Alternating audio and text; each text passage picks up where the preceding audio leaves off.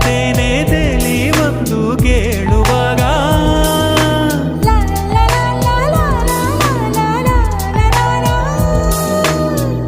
ಬೇಡ ಎಂದು ಹೇಗೆ ನಾನು ಹೇಳಲಿಗ ಯಾರವಳು ಯಾರವಳು ಯಾರೋ ಅವಳು ಏನಿವಳು ಏನಿವಳು ಹೇಳ್ತಾಳಿವಳು